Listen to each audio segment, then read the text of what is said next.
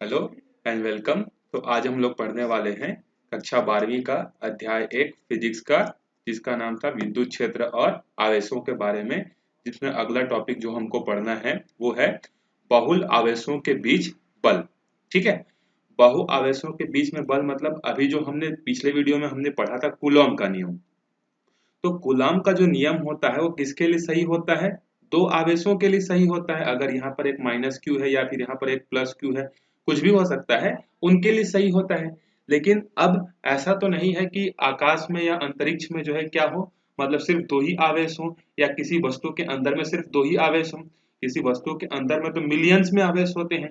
तो जब बहुत सारे आवेश एक दूसरे के चारों तरफ घिरे हुए होते हैं, तो उस समय जो आवेशों पर बल लगता है उसका उसी के बारे में हमको क्या करना है, अध्ययन करना है। ठीक है, तो जब बहुत सारे आवेश होते हैं तो उस समय कितना बल लगता है उसको बताने के लिए हमको एक सिद्धांत पढ़ना पड़ेगा, जिसको हम लोग बोलते हैं अध्यारोपण का सिद्धांत बोलते हैं।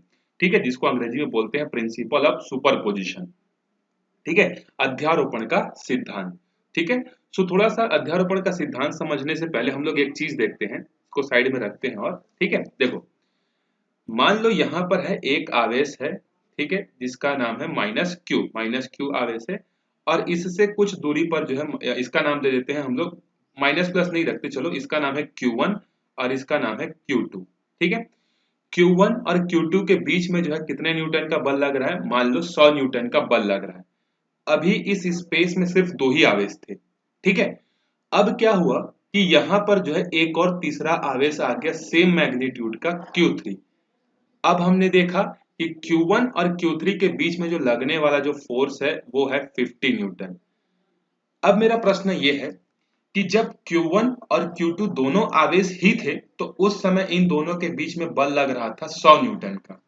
लेकिन अब एक तीसरा आवेश आ गया Q3, और Q1 और Q2 के बीच में जो बल लग रहा है वो मान लो -50 न्यूटन का। ठीक है, मतलब ये प्रतिकर्षण बल है, ये प्रतिकर्षण बल है, और ये मान लेते हैं आकर्षण बल। ठीक है, आकर्षण बल को नेगेटिव में दर्शाते हैं और प्रतिकर्षण बल को धनात्मक से। ठीक है, ऐसा कोई रूल नहीं है, लेकिन अभी हम लोग मान लेते हैं कि इन दोनों में प्रतिकर्षण हो रहा है 100 न्यूटन का, और इन दोनों में क्या हो रहा है, आकर्षण हो रहा है। ठीक है, अब मैं पूछूं कि क्या इस तीसरे चार्ज के आ जाने से Q1 और Q2 के बीच में जो लगने वाला जो बल था, क्या वो कम हो जाएगा?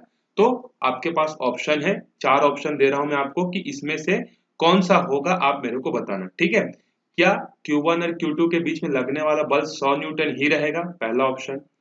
दूसरा ऑप्शन, क्या ये +50 हो जाएगा क्योंकि 100 में से 50 माइनस हो जाएगा क्योंकि ऋणात्मक है, या वो जुड़ जाएगा 150 हो जाएगा, या डी है नोटा। नोटा का मतलब क्या होता है? नन ऑफ दी अबव, उपरोक्त में से कोई नहीं। ठीक है, अब आप कुछ देर सोचो और बताओ कि Q1 और Q2 के बीच में पहले 100 न्यूटन लग रहा था, लेकिन अब Q3 आ जाने से -50 न्यूटन लग रहा है। तो क्या इसका प्रभाव इन दोनों के बीच में लगने वाले बल पर पड़ेगा? तो उत्तर है नहीं पड़ेगा। मतलब Q1 और Q2 के बीच में जो फोर्स लगे रहेगा वो अभी भी कितना होगा? 100 न्यूटन ही होगा। इसका मतलब क्या है कि कोई तीसरा चार्ज या चौथा चार्ज या पांचवा चार्ज के आ जाने से युग्मों के बीच में लगने वाला जो बल जो होता है उस पर कोई प्रभाव नहीं पड़ता। मान लेते हैं कि यहाँ पर जो है एक और चार्ज आ गया Q4, और इसके बीच में बल लग रहा है मान लो 60 न्यूटन। तो Q4 चार्ज के आ जाने से भी इन युग्मों में Q1 और Q2 एक युग्म बना रहे हैं, पेयर बना रहे हैं, तो इन युग्मों में अभी भी जो है कोई भी फर्क नहीं पड़ेगा। मतलब चाहे Q4 आ जाए, Q5 आ जाए, Q6 आ जाए, Q7 आ जाए, लेकिन दो आवेशों के मध्य लगने वाले बल पर जो है किसी तीसरे आवेश का कोई प्रभाव नहीं पड़ता। जिस तरीके से यहाँ पर 60 न्यूटन आ गया, तो 60 न्यूटन के आ जाने से ये -50 जो है ये कम, ये जीरो नहीं हो जाएगा, ये इतना ही रहेगा। तो इसके चारों तरफ कितने भी आवेश आ जाएं, दो आवेशों के मध्य लगने वाला जो बल पहले था वो बाद में भी रहेगा।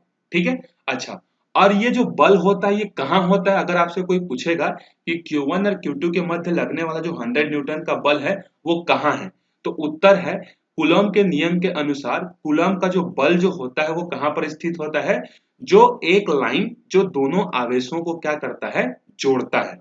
ठीक है, तो कूलॉम का बल दो आवेशों को जोड़ने वाले रेखा पर जो है स्थित होता है। तो अगर आपसे पूछेगा कि क्या यहाँ पर बल कहाँ है, तो बोल देना आप लोग कि इस लाइन में वो बल है।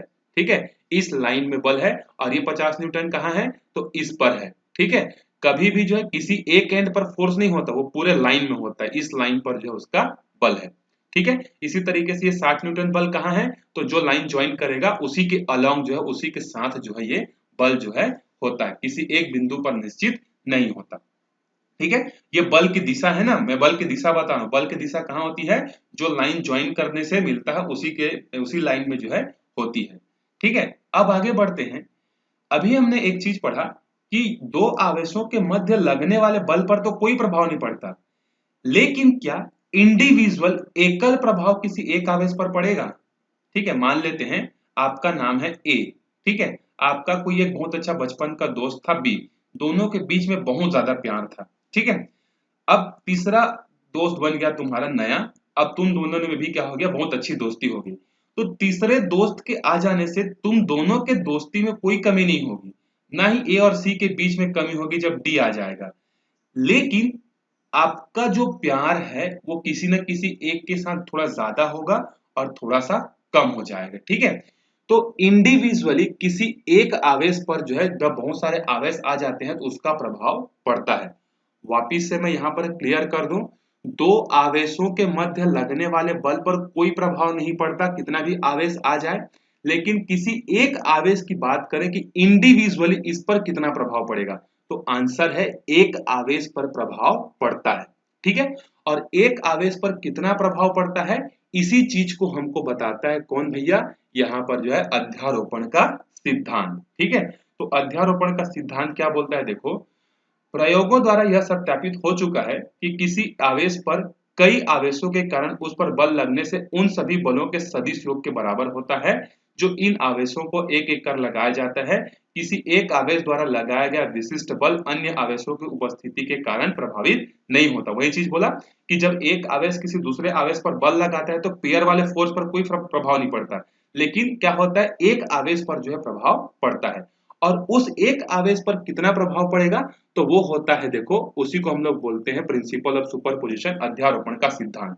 तो एकल इस आवेश पर जो, मतलब यहां पर Q1 पर जो बल लगेगा F1, F1 पर जो कुल बल लगेगा वो किसके बराबर होगा, सारे आवेश जो मिलकर उसके साथ बल लगा रहे हैं उनके सदिश योगफल के बराबर होगा, उनके सदिश योगफल के बराबर। जैसे F1 पर, मतलब चार्ज नंबर 1 पर कौन कौन बल लगा रहा है, Q2 बल लगा रहा है, तो F1 पर लगने वाला जो कुल बल होगा वो F12, मैंने बताया था जब फोर्स पढ़ाया था, फर्स्ट लेटर किसके लिए, ऑन, दूसरा by, so force on 1 by 2 धन सदिश योगफल, तीसरा वाला भी तो लगा रहा होगा फोर्स ऑन 1 बाई 3, उसी तरीके से चौथा वाला भी लगा रहा होगा, सो F14, उसी तरीके से और भी होगा F15। तो किसी एक आवेश पर अगर आपको बल का प्रभाव जानना है ना, तो आप क्या करो, उसके चारों तरफ जितने आवेश हैं सबके द्वारा लगाए गए बल का सदिश योगफल कर दो। तो इसी तरीके से आप करते जाओ, मान लो किसी एक आवेश के चारों तरफ अगर n चार्ज है तो उस पर लगने वाला टोटल बल, किसी एक पर लगने वाला टोटल बल कैसे हो जाएगा, सदिश योगफल F12, F13, F14, F15, इस तरीके से F1n तक जो है बल जो है लगता रहे। ठीक है, अब देखो हमने सदिश रूप पढ़ा हुआ है, F12 को हम लोग चाहें तो क्या लिख सकते हैं, 1/4 पाई एप्सिलॉन नॉट Q1 आवेश और Q2 आवेश, और बचे में सदिश दूरी, सदिश दूरी क्या होगी, वेक्टर R12 का क्यूब, यही था ना, और यहां पर था हमारा फुल वेक्टर। ठीक है, इसी तरीके से आप सारे आवेशों को जो है लिख सकते हो, ठीक है, वेक्टर के फॉर्म में। अब उसके बाद आप चाहो तो 1/4 बाई एप्सिलॉन नॉट तो सबसे कॉमन निकल जाएगा। ठीक है, तो इस तरीके से यहां पर आ जाएगा Q1 Q3 बटे में क्या आ जाएगा, R13 का वेक्टर का होल क्यूब, फिर यहाँ पर जो है R13 का फुल वेक्टर। इस तरीके से जो है आपको क्या करना है, सबका सदिश योगफल जो है आपको करना है। ठीक है, इसी को बोलते हैं अध्यारोपण का सिद्धांत। तो अध्यारोपण का सिद्धांत क्या बताता है, जब एक आवेश के चारों तरफ जब बहुत सारे आवेश हो जाते हैं तो एक आवेश पर लगने वाले प्रभाव को जो है हम लोग प्रिंसिपल ऑफ सुपरपोजिशन से निकालते हैं। उसी तरीके से अगर आप निकालना चाहता हो कि दो पर कितना लगेगा, तो यहाँ पर लिख देना फोर्स F2, और F2 पर जो जो बल लगा रहे होंगे सबका सदिश योगफल आपको कर देना है। ठीक है, वापिस से जोड़ियों पर फर्क नहीं पड़ता लेकिन एकल पर प्रभाव पड़ता है। ठीक है, चलो अब देखो एक डायग्राम भी हमको दिया हुआ है, ठीक है, इसको हम लोग समझते हैं। देखो एक है हमारे पास Q2 चार्ज, यहाँ है Q1 चार्ज और यहाँ है Q3 चार्ज। ये है हमारा ओरिजिन, ओरिजिन मतलब केंद्र बिंदु। केंद्र बिंदु से जो Q1 की जो दूरी है वो R1 है, Q2 की जो दूरी है वो R2 है, Q3 की जो दूरी है वो R3 है, ठीक है। तो अगर हम लोग पता करना चाहते हैं कि इस पर जो है Q1 पर कौन कौन से बल लगेंगे, देखो Q1 और Q2 पर जो भी लग रहा होगा, Q1 और Q3 पर जो लग रहा होगा, उनके जोड़ियों पर तो फर्क नहीं पड़ेगा, लेकिन इन सब आवेशों के कारण इस एकल पर तो पड़ेगा। तो इस एकल पर कैसे पड़ेगा, देखो यहाँ पर कौन सा आवेश है, कुछ नहीं दिया, मतलब धनात्मक। तो धनात्मक आवेश अपना विद्युत अभी हम लोग पढ़े नहीं है, जो धनात्मक आवेश जो होता है ना, वो अपना विद्युत लाइन जो होते हैं, मतलब विद्युत रेखाएं जो होती हैं वो निकालती है यहाँ से। तो ये वाला जो प्लस Q2 चार्ज है, ये Q1 को क्या करेगा, प्रतिकर्षित करेगा, दूर करने की कोशिश करेगा। मतलब Q2 जो है इस पर बल इस दिशा में लगाएगा। Q3 भी प्लस ही है, तो ये भी प्लस क्या करेगा, Q1 प्लस को दूर ढकेलने की कोशिश करेगा। तो Q3 इधर ढकेलने की कोशिश कर रहा है, Q2 इधर ढकेलने की कोशिश कर रहा है। तो Q1 पर दो बल लगे। अब इन दोनों बलों का परिणाम कैसे निकालेंगे हम लोग, तो आपने पढ़ा होगा जब दो सदिश एक ही बिंदु पर लगते हैं तो हम लोग वहां पर उसका परिणाम कैसे निकालते हैं, समांतर चतुर्भुज के नियम से। तो हमने क्या किया, एक समांतर चतुर्भुज बनाया और समांतर चतुर्भुज का जो विकर्ण होता है वही हमारा क्या होता है, हमारा परिमाण होता है। अब ये F1 कैसे निकालोगे, तो ये आपने कक्षा 11वीं में फिर से पढ़ा होगा कि F1 का परिणाम हम लोग कैसे निकालेंगे। तो आपने पढ़ा होगा कि अगर एक बल P है और एक बल Q है, तो उसका परिणाम जो होता है रिजल्टेंट वो कैसे निकलता है, P का स्क्वायर प्लस Q का square plus 2PQ cos theta, ठीक है। तो थीटा क्या है, इन दोनों के बीच का एंगल। तो अगर आपको ये चीज पता है तो आप इस फॉर्मूले में रखो, Q1 पर लगने वाले सारे बल के मान पता चल जाएंगे। एक तरीका तो ये हो गया। दूसरा तरीका, अध्यारोपण का सिद्धांत यूज करो। इन दोनों में कूलम का नियम लगाओ, 1/4 pi epsilon not Q1 Q2 upon में R12 का स्क्वायर करो, फिर उस बल को निकालो। फिर एक काम करो, कूलम के नियम से 1/4 पाई एप्सिलॉन नॉट जो है Q1 Q3 पे लगाओ और उसको जोड़ दो। तो दो तरीके, ठीक है, आप जो भी तरीका यूज करना चाहो। अगर आपको डायरेक्टली ये फोर्स पता है कि ये फोर्स 10 न्यूटन है और ये फोर्स 20 न्यूटन है, तब आप इस फॉर्मूले को सीधा यूज कर लेना, ठीक है, क्योंकि आपको पता है ये 10 है और ये 20 है, तो 10 का स्क्वायर 20 का स्क्वायर करके आप इसको कर सकते हो। लेकिन अगर आपको ये फोर्स कितना है और ये फोर्स कितना है नहीं पता, तो पहले तो आपको ये निकालना पड़ेगा। और ये कैसे निकालोगे, F13 कूलम के नियम से। F12 कैसे निकालोगे, कूलम के नियम से। तो उस समय कूलम के नियम से पहले ये दोनों निकाल लेना, फिर उसके बाद रिजल्टेंट में ये वाले फॉर्मूले में पुट कर देना, ठीक है। चलो अच्छा, एक क्वेश्चन जो है एग्जाम में जो है कई बार पूछा जाता है, ठीक है। इससे पहले कूलम का जब नियम बताया था तो मैं वहां पर उसको छोड़ दिया था, ठीक है। और वो क्वेश्चन क्या है देख लेते हैं थोड़ा सा हम लोग। हाँ, हमको क्या बोलता है कि जो कूलम का जो नियम है ना, ठीक है, चलो इसको मैं साइड में कर देता हूं, ठीक है, इसको साइड में करते हैं और मैं प्रश्न लिखता हूं, ठीक है। प्रश्न मैं बोल दे रहा हूं। प्रश्न हमको क्या देता है, देखो प्रश्न है कूलम के नियम को, कूलम के नियम को Q1 Q2 R1 R2 ये सदिश है ना, के रूप में, के रूप में दर्शाएं, के रूप में दर्शाएं। प्रश्न समझ में आए। जो भी कूलम का नियम था 1/4 pi epsilon not Q1 Q2 upon R square जो था ना, अब उस फॉर्मूले को हमको किस रूप में दर्शाना है, किस रूप में, Q1 Q2 R1 R2। अब ये क्या है, तो इसके लिए आपको एक क्वेश्चन, आपको डायग्राम भी दिया रहेगा, ठीक है। इस तरीके से आपको चतुर्थांश वाला दिया रहेगा और चतुर्थांश में जो है ये ओरिजिन है, केंद्र है। यहाँ से जो है यहाँ पर होगा पहला आवेश आपका Q1 और इसकी दूरी कितनी होगी, इसकी दूरी होगी वेक्टर R1, ठीक है। उसके बाद दूसरा आवेश का पोजीशन वेक्टर क्या होगा, स्थिति आवेश, स्थिति सदिश क्या होगा Q2 और ये यहाँ से कितना दूर है R2। अब इसमें आपको क्या करना है, जो दो आवेशों के बीच में जो लगने वाला जो बल है ना, उनको सिर्फ इन्हीं चार गुणों के रूप में दर्शाना है, मतलब चार क्वांटिटी के टर्म्स में दर्शाना है। मतलब जब कूलम का फॉर्मूला आप लिखोगे ना इस स्थिति के लिए, तो उसमें सिर्फ क्या क्या होना चाहिए, Q1 होना चाहिए, Q2 होना चाहिए, R1 होना चाहिए और R2 होना चाहिए, और बाकी 1/4 पाई एप्सिलॉन नॉट तो कांस्टेंट। क्वेश्चन समझ में आ गया होगा आपको, ये एग्जाम में पूछा जाता है, ठीक है। वापिस मैं प्रश्न पढ़ देता हूं। एक चतुर्थांश में दो आवेश रखे गए हैं Q1 और Q2 और उनका स्थिति सदिश है R1 और R2। इन दोनों आवेशों के मध्य लगने वाले बल को इस रूप में दर्शाना है, Q1 Q2 R1 R2 के रूप में दर्शाना है। तो देखो अब हम लोग क्या करेंगे, जब दोनों के बीच में बल को निकालना है तो हमको तो दोनों को जोड़ना पड़ेगा। क्यों जोड़ना पड़ेगा? क्योंकि कूलॉम ने बोला था कि दो आवेशों के मध्य लगने वाला बल कहाँ होता है, जो लाइन उनको जोड़ता है उसी के सापेक्ष में होता है। ठीक है, अब आप चाहो तो यहाँ पर एरो यहाँ से इधर भी लगा सकते हो या यहाँ से इधर भी लगा सकते हो, तो जिधर भी आप लगाओ। तो जैसे आप Q2 से Q1 की तरफ एरो लगाओगे तो आप क्या लिखोगे, मैंने आपको बताया था कि R क्या लिखोगे, R पहला लेटर क्या बताएगा, टूवर्ड्स, ठीक है, और दूसरा लेटर क्या बताएगा, फ्रॉम, बताया था कि नहीं है। तो ये क्या हो जाएगा, R12, टूवर्ड्स किधर जा रहा है, 1 की तरफ, और फ्रॉम कहां से, 2 से।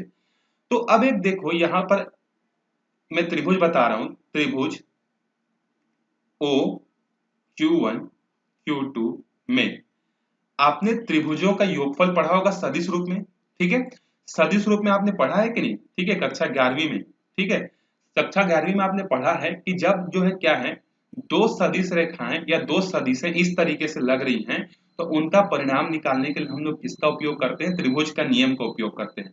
और त्रिभुज के नियम का उपयोग किस तरीके से करते हैं, तो इसमें हम लोग ऐसे दो साइडों का उपयोग करते हैं जोड़कर, जो कि किसके बराबर होता है, तीसरे साइड के बराबर होता है।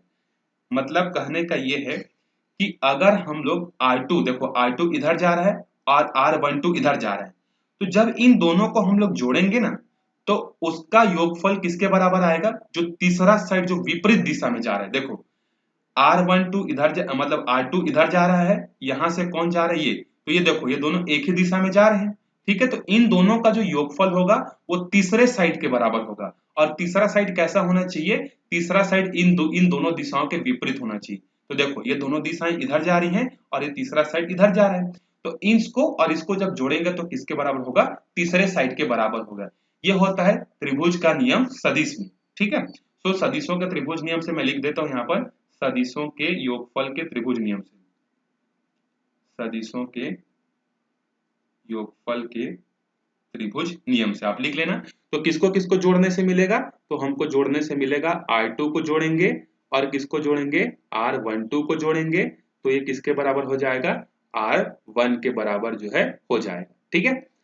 अब अगर मैं R12 को यहां से निकालना चाहूं कि R12 का मान कितना आएगा, तो ये R2 इधर जाके क्या हो जाएगा, माइनस हो जाएगा, और यहाँ पर हमको क्या मिलेगा, R1 सदिश R1 माइनस सदिश R2, ऐसा मिल जाएगा, ठीक है।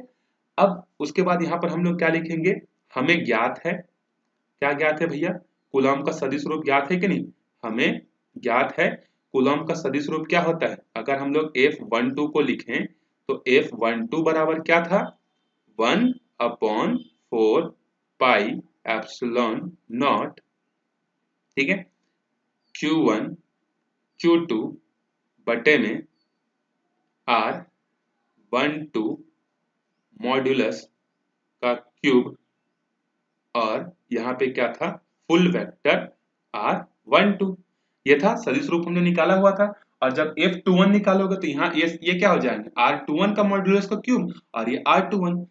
अब इस जो कूलॉम का जो फॉर्मूला है इसमें जहां जहां R12 दिख रहा है वहां पर हम लोग क्या रख देंगे, इसके मान को रख देंगे। तो ये हो जाएगा 1/4 pi epsilon not Q1 Q2 upon R12। तो R12 की जगह हम लोग क्या लिख सकते हैं, सदिश R1 माइनस सदिश R2 का होल क्यूब, ठीक है, और यहां पर आ जाएगा R1 माइनस R2, ठीक है, और यहाँ ब्रैकेट आएगा, ठीक है।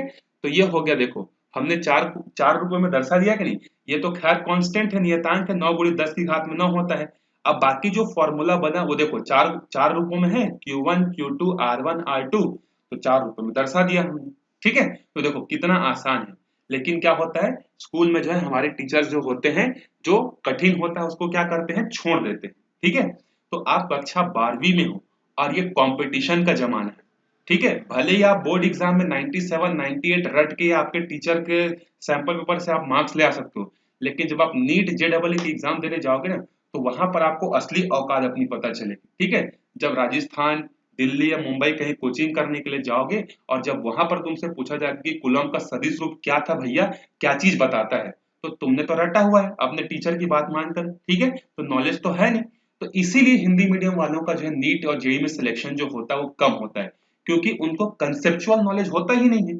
और अगर कहीं से कंसेप्चुअल नॉलेज मिल रहा होता है तो उसको देखते नहीं है, ठीक है। जैसे मैं ये वीडियो आप तक पहुंचा रहा हूँ, कितने लोग देख रहे होंगे, ठीक है, मुश्किल से कम लोग देख रहे होंगे। अब उसके बहुत सारे रीजंस हो सकते हैं, ठीक है। तो वही बोला जाता है ना, फ्री की कोई भी चीज जो है अच्छी नहीं लगती करके, ठीक है। घर की मुर्गी दाल बराबर, ठीक है। तो मैं आशा करूंगा कि आप ऐसा मत करो, कोई आपको कुछ भी बोले, आप अपने पढ़ाई पे फोकस रखो, ठीक है। दुनिया में एक काम ऐसा है देखना कि वहां पर सिर्फ अपनी भलाई सोचनी चाहिए, दोस्ती यारी रिश्तेदार मम्मी पापा सब पीछे, एक चीज है पढ़ाई। पढ़ाई में आदमी को सेल्फिश होना चाहिए, स्वार्थी होना चाहिए, अपना भला पहले देखना चाहिए, दूसरा क्या बोल रहा है फर्क नहीं पड़ता, ठीक है। अपना भला देखो, क्योंकि स्कूल लाइफ के बाद बाहर निकलकर सरवाइव तुमको खुद को करना है, ठीक है।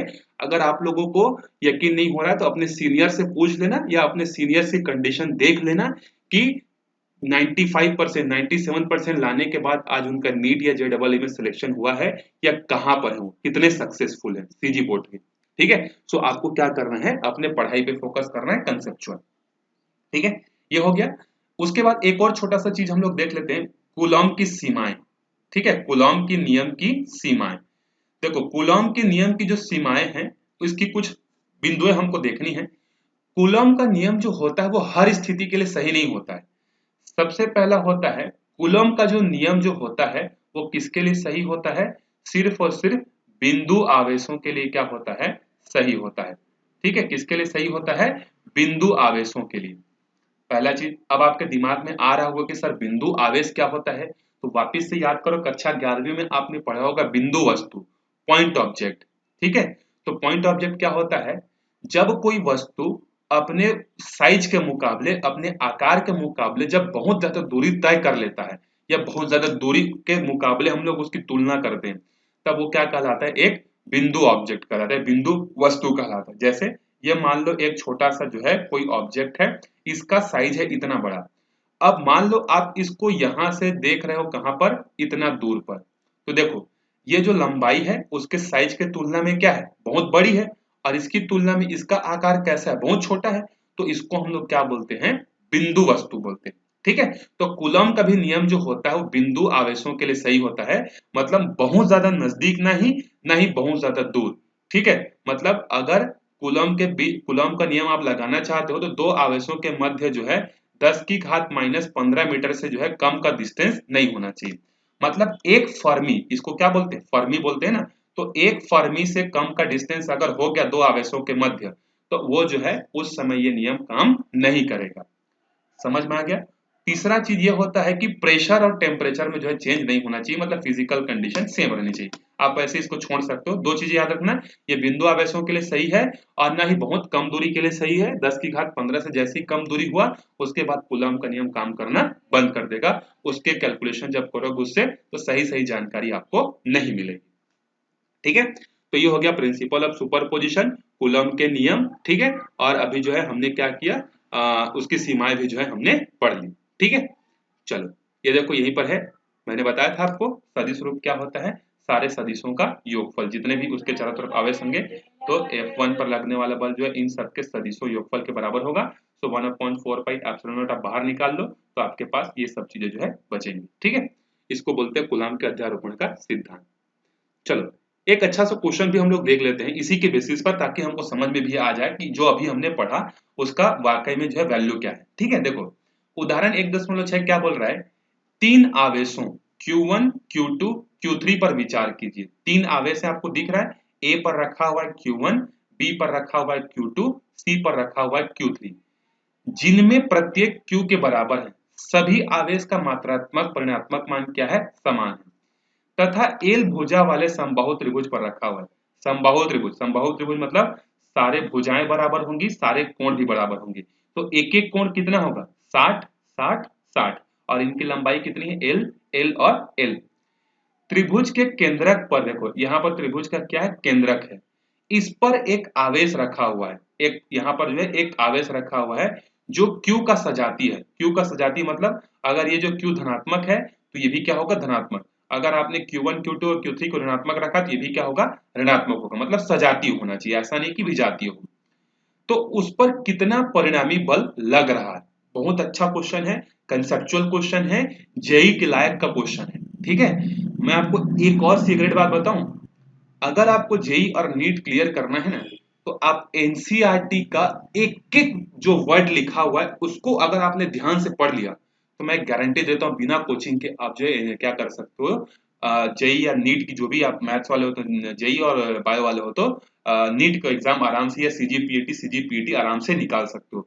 एक एक लाइन आपको पता होना चाहिए एनसीईआरटी का। ठीक है, वैसे one of the best book है एनसीईआरटी। ठीक है, आपके मतलब आप जो भी रेफर करते हो अच्छी बात है, आप रेफरेंस बुक भी यूज कर सकते हो, युगबोध का आता है, नवबोध का आता है, प्रबोध का आता है, लेकिन अगर आपने एनसीईआरटी को पढ़ना सीख लिया, एनसीईआरटी के प्रश्नों को हल करना सीख लिया तो क्या बात है फिर। ठीक है, चलो देखते हैं इसका सॉल्यूशन, इसी में दिया हुआ है तो मैं इसी में आपको बता देता हूँ, जहां पर कुछ ऐड करने की जरूरत होगी तो वहां पर आपको ऐड कर दूंगा। देखो, दिए गए एल भुजा वाले समबाहु त्रिभुज में यदि हम भुजा बीसी पर एक एडी लंब खींचते हैं, एक समबाहु त्रिभुज हमारे पास था, इस तरीके से समबाहु त्रिभुज जो है हमारे पास था, ये था ए, ये था बी और ये था हमारे पास सी। ठीक है, हमने क्या किया, इस ए से जो है हमने एक परपेंडिकुलर लाइन मतलब लंबवत लाइन खींची, किस पर, बीसी पर, और इसका नाम हमने क्या रख दिया, एडी रख दिया। ठीक है, उसके बाद देखो ये जो एडी होगा, इस एडी का मान कितना होगा भैया, तो देखो ये एंगल कितना है, 90 डिग्री लंबवत होने के कारण, और समबाहु त्रिभुज होने के कारण ये वाला कोण कितना हो जाएगा, 60 डिग्री। ठीक है, तो बचा कितना, ए डी सी में त्रिभुज बन रहा है, देखो तो ए डी सी के तीनों अंतः कोणों को कितना होगा 180, तो 180 में से ये तो 90 है और ये तो 60 है, तो ये वाला बचा कितना, ये वाला बच गया 30 डिग्री। अब इसको ऐसा झुका तो ये 90 है और ये त्रिभुज का कोण है, तो ये आपको चाहिए एडी। तो अब देखो ये कैसा दिखेगा, मैं आपको समझा देता हूं, अब उसको आप देखोगे तो समझ में नहीं आएगा। यहां पर कितना एंगल बन रहा है, यहां बन रहा है 30 डिग्री। ठीक है, ये है डी, ये है ए और ये है सी। तो अगर आपको एडी चाहिए और आपको पता क्या है, आपको एसी पता है, क्यों, क्योंकि ये तो समबाहु त्रिभुज की भुजा है और वो हमको पता है कितना है, एल है। तो हमको पता है, कर्ण पता है और आधार चाहिए, और हमको कोण भी पता है। तो आपने कक्षा 9वीं में 10वीं में त्रिभुज त्रिग्नोमेट्री पढ़ा होगा, ठीक है, त्रिकोणमिति, तो वहां पर ऐसा कौन सा अनुपात होता है जो कि कर्ण और आधार को एंगल के साथ जोड़ता है, तो आंसर है कॉस थीटा। ठीक है, सो कॉस थीटा जो जोड़ता है वो किसको किसको जोड़ता है, तो वो जोड़ता है आधार बटे कर्ण को। ठीक है, तो अभी थीटा की जगह कितना रखेंगे, 30 डिग्री, तो यहां पर आ जाएगा कॉस 30। ठीक है, कॉस 30। उसके बाद देखो आधार, आधार तो हमको चाहिए, तो आधार के जगह हम लोग जो है एडी ही रख देते हैं, आधार के जगह हम एडी ही रखेंगे। ठीक है, ए डी। और उसके बाद कर्ण, कर्ण तो हमको पता है एल है। अब एक बात बताओ, कॉस 30 अंश का मान कितना होता है, तो कर्णे 3/2, तो ये एल उधर जाके गुणा हो जाएगा, तो हमको एडी का मान कितना मिल जाएगा, कर्णे 3/2 गुणित एल। ठीक है, तो ये हमको मिल गया किसका, लंबाई एडी का। लेकिन हमको तो आवेश कहां पर रखना है, केंद्रक पर रखना है। तो ये जो केंद्रक है वो ए से कितना दूर है ये तो हमको पता होना चाहिए ना भाई, क्योंकि जब तक दूरी पता नहीं होगी तब तक कूलम का नियम नहीं लगा सकते, क्योंकि कूलम के नियम में क्या आता है, 1/4πε0 Q1 Q2 बटे में R स्क्वायर। तो दूरी तो हमको चाहिए, और वो दूरी कौन सी है, जहां पर आवेश है और जहां पर हमको निकालना है, तो दो आवेशों के मध्य की दूरी चाहिए, मतलब ये दूरी चाहिए। तो आपने त्रिभुज का एक और चीज पढ़ा होगा कि त्रिभुज की किसी एक भुजा के किसी एक वर्टेक्स से, एक बिंदु से उसके केंद्रक की जो दूरी होती है, केंद्रक निकालने का फॉर्मूला क्या होता है, 2/3 गुणित भुजा की लंबाई। ये आपने फिर से कक्षा 9वीं में पढ़ा होगा कि अगर आप किसी त्रिभुज का जो है केंद्रक निकालना चाहते हो तो उसका केंद्रक कहाँ होता है, उसके लंब का 2/3 होता है। तो अभी लंब कौन है, एडी है, तो एडी का 2/3 ले लो। तो एडी ऑलरेडी कितना आया है, एडी आया है हमारा कर्णी 3/2। अब इसका 2/3 लेना है, तो 2/3, तो ये दो और ये दो क्या हो गए, कट गए। ठीक है, अब ये देखो ऊपर में कितना है, कर्णी 3, नीचे में क्या है 3, तो हम लोग क्या इसको ऐसा नहीं लिख सकते, इस 3 को तोड़कर 2 बार कर्णी 3 और कर्णी 3 करके, तो कर्णी 3 कैंसल, तो हमारे पास क्या बचेगा, 1/कर्णी 3। ये किसका मान है, ये है ए से इसकी दूरी। अब जो दूरी A से यहां तक की है वही दूरी तो B से C की भी होगी भैया, और वही सॉरी B से इस O की होगी, और वही दूरी C से O की होगी। इसका मतलब क्या है कि 1/3 जो है और गुणित L ना, L तो है ही था, इसके साथ तो था ही, देखो √3/2 L था, तो साथ ही साथ यहाँ पर L भी है ना, L है यहाँ पे। तो जो दूरी A से O की है वही दूरी B से O की होगी, और वही दूरी C से O की जो है होगी। ठीक है, तो अब हमको ये भी पता चल गया। अब हम लोग लगाते हैं किसका फॉर्मूला, कूलम का नियम। तो देखो अब यहाँ पर है A पर जो आवेश है Q, उसके कारण कैपिटल Q पर जो लगने वाला बल है वो कितना होगा, F1। और बल इज इक्वल टू क्या होता है, तो देखो यहाँ पर इसने डायरेक्टली दे दिया है। बल का मान कैसे निकालते हैं हम लोग, 1/4 पाई एप्सिलॉन नॉट, और उसके बाद दो आवेश कौन से हैं, एक कैपिटल Q है और दूसरा स्मॉल q है, और बटे में दूरी का स्क्वायर। तो अभी अभी दूरी हमने कितना निकाला है, 1/3 और L की घात में 2। तो करनी 3 का जब आप स्क्वायर करोगे तो क्या बन जाएगा, 3। और वो देखो Q1 Q2 बटे में 1 बटे में, तो ये बटा ऊपर चले जाएगा, तो करनी 3 का स्क्वायर हो जाएगा 3, और ये 3 कहाँ चले जाएगा, ऊपर। तो देखो इसीलिए इसने इस 3 को यहाँ पर लिख दिया।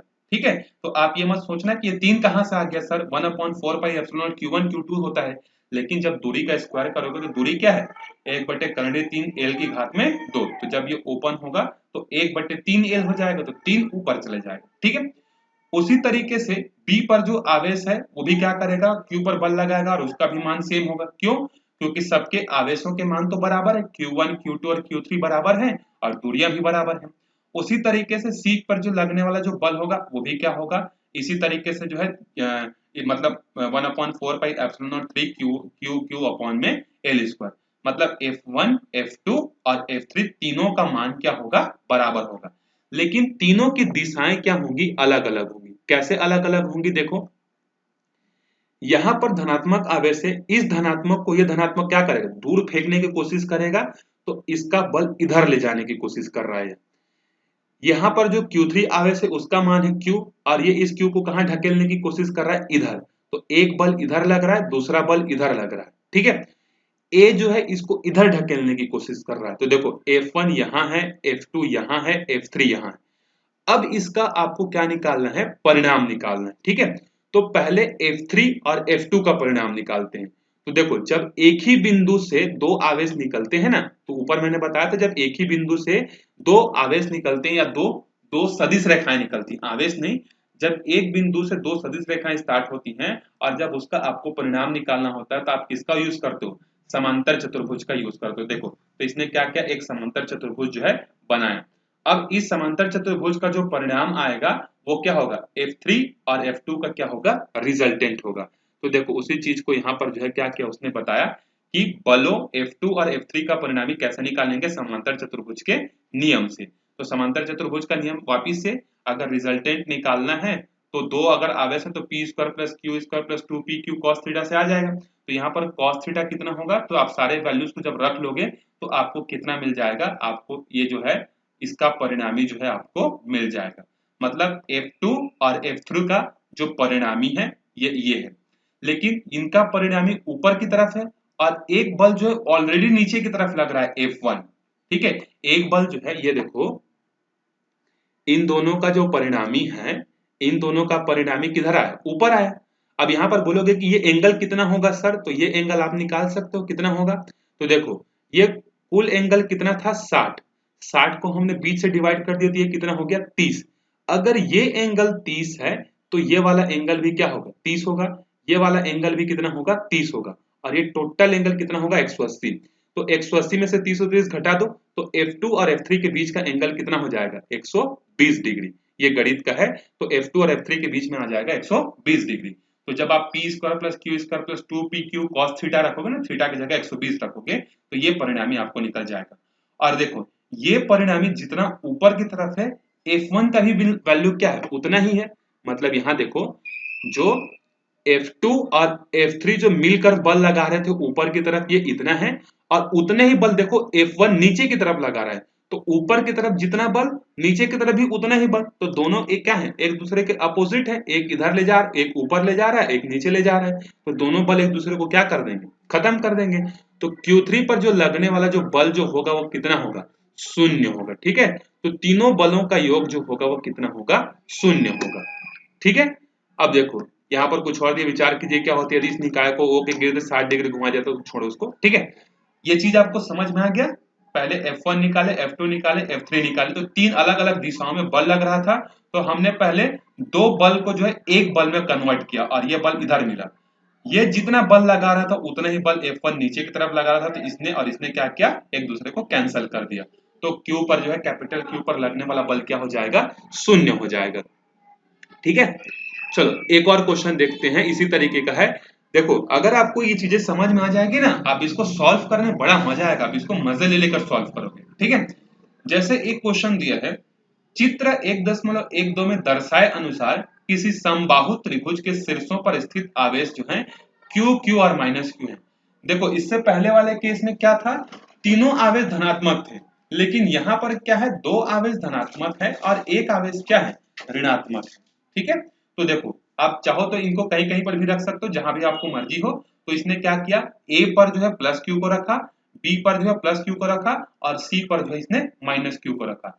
तो ऐसा कोई जरूरी नहीं है, आप चाहो तो यहाँ पर प्लस Q, यहाँ प्लस Q, यहाँ माइनस रख सकते हो, या आप माइनस को यहाँ भी रख सकते हो, आपकी दिली ख्वाहिश है, आपका दिल जो बोलेगा।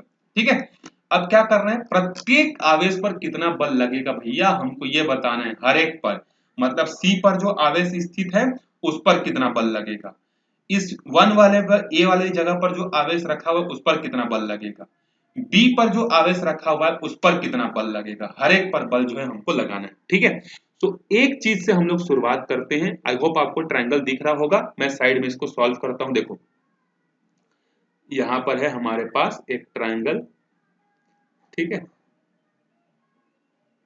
यहां पर रखा हुआ है हमारे पास माइनस Q, यहां पर हमारे पास क्या है, प्लस Q, और यहाँ पर भी है प्लस Q। और चूंकि समबाहु त्रिभुज है तो सारी भुजाओं की लंबाई क्या होगी, L है, तो ये भी L होगा, ये भी L होगा और ये भी L होगा। ठीक है, समझ में आ गया। अब देखो पहले इस पर बल की तुलना करते हैं, कहां पर, C पर लगने वाला बल, तो FC। तो C पर लगने वाला जो बल है वो दो चीजों के कारण है, किसके किसके कारण, एक तो यहाँ पर जो A है उसके कारण, यहाँ पर जो A है उसके कारण, और यहाँ पर जो B है उसके कारण। ठीक है, और यहाँ पर है C। तो C पर लगने वाला जो कुल बल जो होगा वो किसके बराबर होगा, तो अभी हमने पढ़ा है कि एक आवेश पर अगर आपको बल निकालना है तो अध्यारोपण का सिद्धांत यूज करो भाई। तो FC पर जो लगने वाला जो बल होगा वो किसके कारण होगा, force on C by A plus force on C due to B। तो इन दोनों के योगफल के क्या होगा, बराबर होगा। तो इन दोनों को हमको निकालना पड़ेगा। तो देखो ये जो Q2 है ये इस आवेश को क्या करेगा, दूर करने की कोशिश करेगा कि अपने साइड खींचने की कोशिश करेगा। तो आंसर है प्लस और माइनस में आकर्षण होता है, तो ये जो आवेश है ना, इस Q1 माइनस Q को क्या करेगा, अपने साइड खींचेगा। तो इसीलिए बल की दिशा इधर होगी, क्योंकि बल की दिशा कूलम के हिसाब से जो लाइन जोड़ता है उसी के साथ होता है। तो ये बल कौन सा है, ये है हमारा FCA, force on C by A। उसी तरीके से इस माइनस Q पर जो लगने वाला जो बल है वो Q किधर करेगा, उसको दूर करेगा कि नजदीक लाएगा, तो आंसर इसको नजदीक लाएगा। तो देखो यहाँ पर जो है इसने 3 1 लिया है, मैंने यहाँ पर ABCD ले लिया, कोई बात नहीं। तो 3 1 मतलब समझ गए FC, और 3 2 मतलब क्या समझ गए, CB। तो एक इधर खींच रहा है, दूसरा इधर खींच रहा है। वापिस से एक बिंदु पर जब दो सदिश राशियां लगती है तो उसका परिणामी हम लोग कैसे निकालते हैं, समांतर चतुर्भुज पूरा करके उसका विकर्ण जो होता है वही क्या होता है, उसका रिजल्टेंट होता है। तो इसका रिजल्टेंट होगा ये वाला F3। अब एक चीज देखो, Q1 पर आवेश है एक Q, Q2 पर भी आवेश है, मतलब B पर भी आवेश है Q, दोनों आवेश सेम है, दोनों की दूरियां सेम है। तो जितना बल ये आवेश लगाएगा उतना ही बल Q2 भी तो लगाएगा। मतलब क्या है, भले ही दिशा अलग अलग है, इसकी दिशा इधर है, इसकी दिशा इधर है, लेकिन हम लोगों को दिशा से मतलब नहीं है। अभी अभी हमको सिर्फ और सिर्फ किससे मतलब है कि ये बल का परिणाम कितना है, इस बल का परिमाण कितना है। तो ये जितना बल लगा रहा है उतना ही बल ये भी लगा रहा है। तो मान लेते हैं कि F1 का मॉड्यूलस मॉड्यूलस लगा दिए, मतलब दिशा खत्म, और F2 मॉड्यूलस, इन दोनों का मान कितना है, F है। तो अब आप रिजल्टेंट कैसे निकालोगे, ये तो आपको पता चल गया, ये F है, ये भी F है।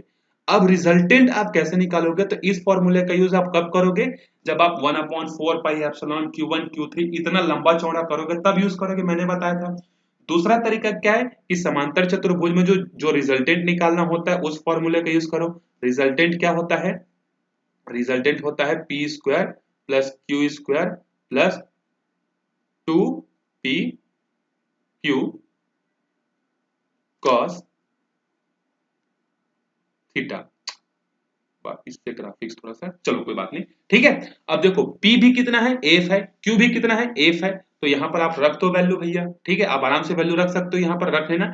एफ यहाँ पर आएगा एफ का स्क्वायर प्लस एफ का स्क्वायर, कितना हो जाएगा 2f का स्क्वायर, कितना हो जाएगा ये 2f का स्क्वायर, ठीक है। उसके बाद दोनों के बीच का एंगल कितना है, तो भाई समबाहु त्रिभुज है तो हर एक एंगल कितना होगा 60 डिग्री होगा ना, तो आप थीटा की जगह कितना रखोगे 60, तो cos 60 कितना हो जाता है 1/2, तो यहाँ का 2 और यहाँ का 1/2 कैंसिल हो जाएगा, और यहाँ पर क्या आ जाएगा P और Q, तो P और Q गुणा होकर कितने हो जाएंगे, P और Q गुणा होकर हो जाएंगे, मतलब F इंटू F गुणा होकर कितने हो जाएंगे F का स्क्वायर, तो ये हो गया, ठीक है। अब 2f square plus 1f square कितने हो जाएंगे √3f स्क्वायर, तो √3f स्क्वायर, अब स्क्वायर तो रूट से बाहर आ जाएगा तो अंदर में क्या बचेगा √3 इंटू एफ जो है अंदर में बच जाएगा, तो देखो परिणामी कितना आ गया √3f, ठीक है। वापिस से ये वाला हमने समबाहु त्रिभुज के फॉर्मूले से यूज किया, अगर आप इसमें चाहो तो कूलम का अलग अलग नियम लगाकर फिर से कैलकुलेट कर सकते हो, उतना ही आएगा, तो जो शॉर्टकट वो कर लो भाई, जो ज्यादा इजी है, ठीक है। उसी तरीके से देखो यहाँ पर ए पर जो लगने वाला जो बल है वो कैसा होगा, तो देखो ये जो आवेश है ए धनात्मक है, और ये क्या है बी वाला भी क्या धनात्मक है, तो बी वाला इस ए को क्या करेगा अपने साइड खींचेगा कि दूर करेगा, तो आंसर है प्रतिकर्षित करेगा, तो ए पर जो बल लगेगा ड्यू टू बी वो इधर लगेगा, दूर करने की कोशिश करेगा।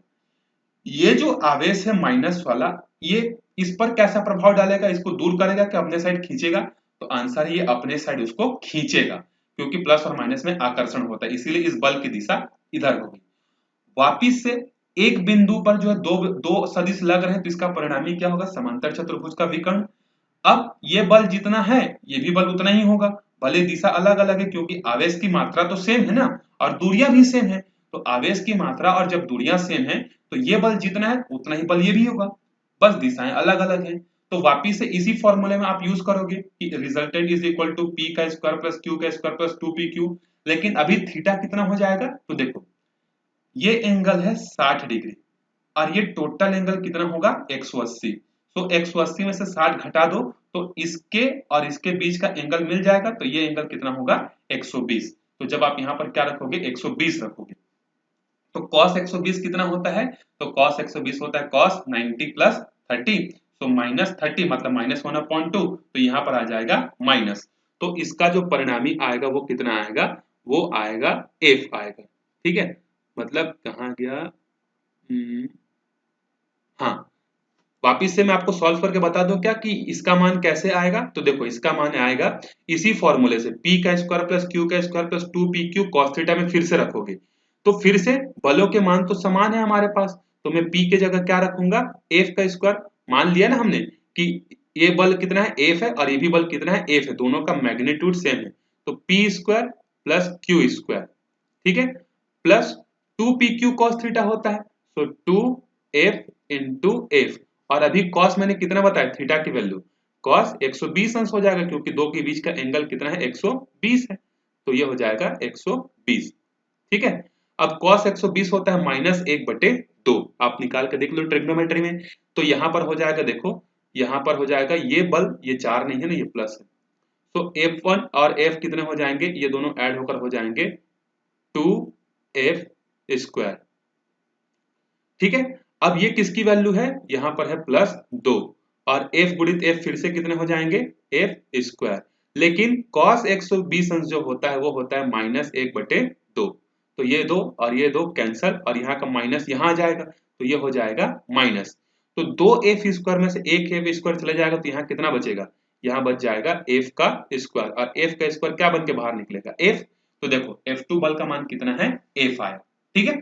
उसी तरीके से आप F3 पर बल निकालोगे, मतलब F3 पर मतलब अच्छा F3 तो हमने निकाल दिया है, इसी तरीके से आप इस पर भी निकालोगे Q2 पर, तो जो मान इसका आया है सेम मान तो यहाँ पर भी आएगा ना, क्योंकि ये भी इधर बल लगा रहा है, ये भी इधर बल लगा रहा है, मतलब ये इधर खींच रहा है, ये भी इधर खींच रहा है। ये एंगल कितना होगा वापिस से 120 डिग्री। तो जितना मान यहाँ पर है उतना ही मान यहाँ पर होगा। तो लिखोगे कि A और B पर लगने वाले बल का मान है F और C पर मतलब तीसरे पर लगने वाले बल का मान है √3F। तो अब ये कैसे निकला होगा, आई होप आपको समझ में आ गया होगा। समांतर चतुर्भुज के नियम का हमने उपयोग किया हुआ है, ठीक है। अब उसके बाद देखो यहाँ पर क्या बोल रहा है, यहां रोचक बात यह है कि तीनों आवेशों पर लगे बलों का योग शून्य है। क्यों शून्य है? क्योंकि तीनों अलग अलग दिशाओं पर लग रही है, ठीक है, तीनों अलग अलग दिशाओं पर लग रही हैं। तो तीनों के मान को जब हम लोग जोड़ेंगे तो क्या हो जाएगा, शून्य हो जाएगा। यह परिमाण चौंकाने वाला नहीं है। यह इस तथ्य का अनुसरण करता है कि कूलाम का नियम तथा न्यूटन के तृतीय नियम के बीच सामंजस्य है। मतलब न्यूटन का तृतीय नियम क्या बोलता है, अगर एक्शन करोगे तो हर क्रिया के प्रति क्या होगा, प्रतिक्रिया होगा।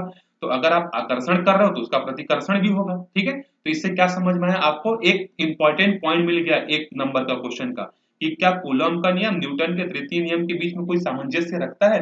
तो आंसर है बिल्कुल रखता है, ठीक है। वो भी क्या बोलता है न्यूटन का तृतीय नियम कि एक्शन इज इक्वल टू क्या होता है, रिएक्शन, और एक्शन प्लस रिएक्शन का मान कितना होता है, शून्य। तो देखो एक्शन एक्शन और रिएक्शन का मान कितना है, शून्य है। तो ये हमारा क्या हो गया, संबंध भी हमको पता चल गया, ठीक है। तो ये है कुछ न्यूमेरिकल्स और कूलम से रिलेटेड उसके R1 R2 वाले फॉर्म, ठीक है। अगले वीडियो में जो है हम लोग क्या करेंगे, चालू करेंगे हम लोग अपना विद्युत क्षेत्र। स्थिर आवेश जो होता है वो अपने चारों तरफ विद्युत क्षेत्र बनाता है। तो हम लोग देखेंगे कि ये विद्युत क्षेत्र होता क्या है, इसका सिग्निफिकेंस क्या है, इसका उपयोग जो है हम लोग कैसे करेंगे, ठीक है। तो इस वीडियो को जो है आपको कैसा लगा आप बताइएगा। अगर कोई प्रॉब्लम हो रही होगी समझने में तो आप कमेंट करके बताइए। मिलते हैं फिर अगले वीडियो में, और तब तक के लिए बाय बाय। आप अच्छे से पढ़ते रहो, कीप प्रैक्टिसिंग, ठीक है।